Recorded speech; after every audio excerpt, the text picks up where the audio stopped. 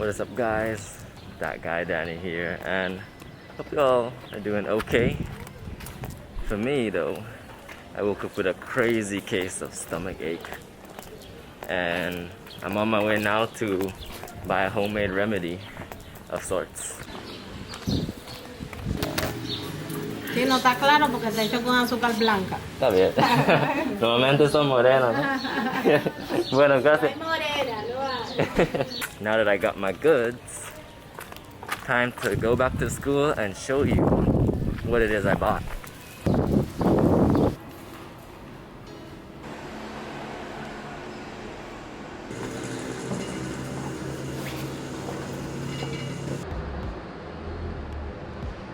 Hey, welcome back to another video.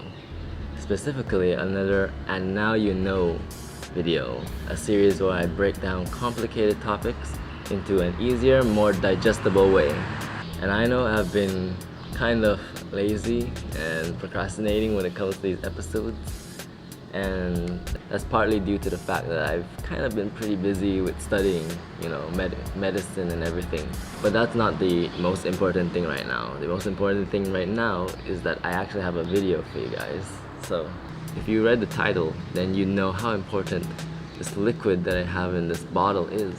I'm gonna give you guys the TLDR version, and that is, it's a refreshing brown colored liquid that originated in the eastern part of Cuba and has been brought by the French colonialists after the Haitian Revolution.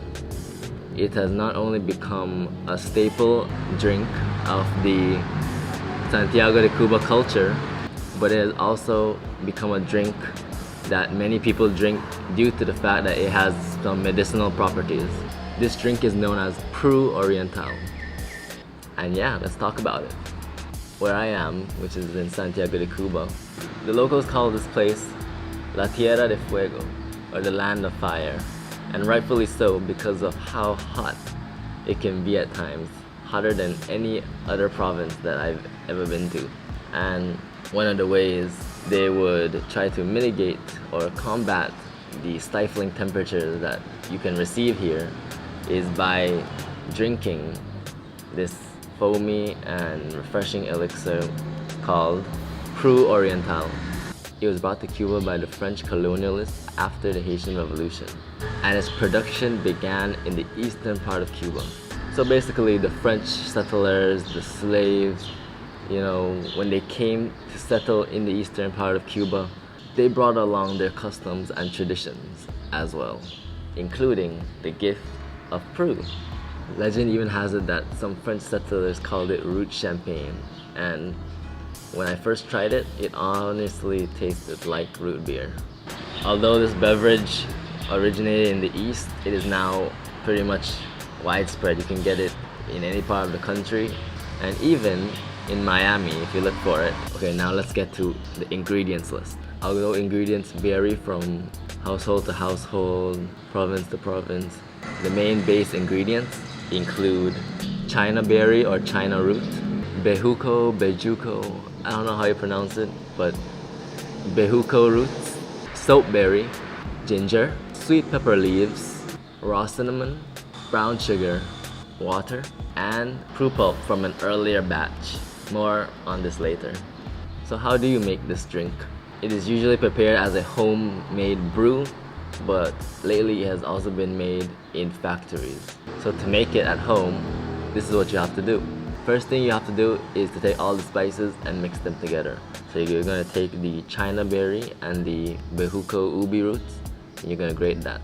For the sweet pepper leaves, you're going to dice it, and then you're also going to dice the ginger as well, and then you'll add the cinnamon. So all of that's going to be mixed together.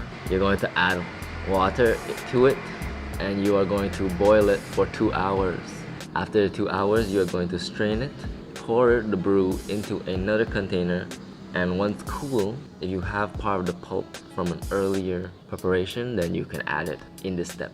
The whole concoction is then allowed to sit for anywhere from 12 to 24 hours, and then sugar is added.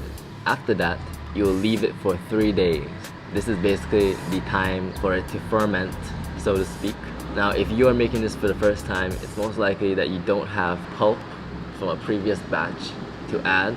So instead of letting it ferment for 3 days, you're going to let it ferment for 5 days. After 5 days, when you take it out, a liter of that brew will be set aside, so whenever you decide to make another batch, you can add that to the step mentioned previously. The rest is bottled and basically served chill. Apart from the ingredients that I mentioned, you can also add some secret ingredients of your own to make it, you know, unique to you.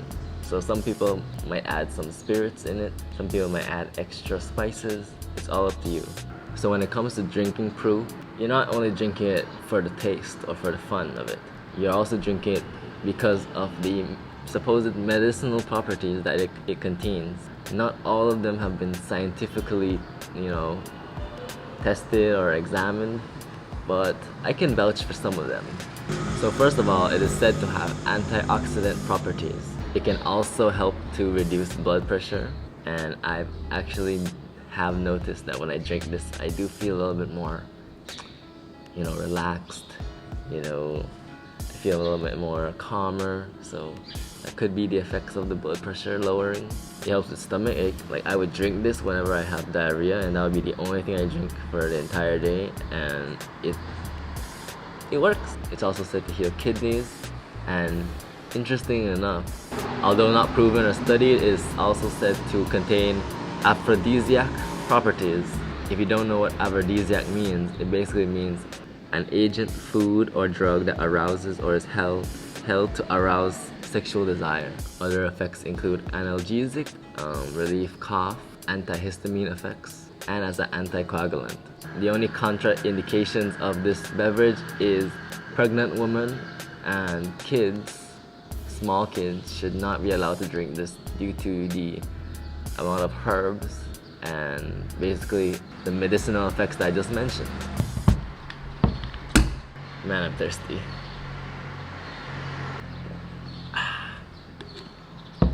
So, in conclusion, this is a drink characteristic of the eastern part of Cuba. It's not only refreshing, but it also has medicinal properties as well.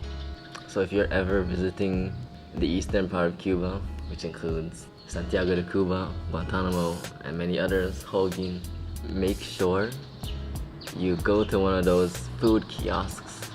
You take a look at their sign and see if they're selling Pru, because if you don't try it, you're missing out. It's like going to Paris and not visiting the Eiffel Tower. It's that serious. So yeah, that's all I got for you guys today. Hope you enjoyed this video. Hope you learned something, and peace out. See you in the next one.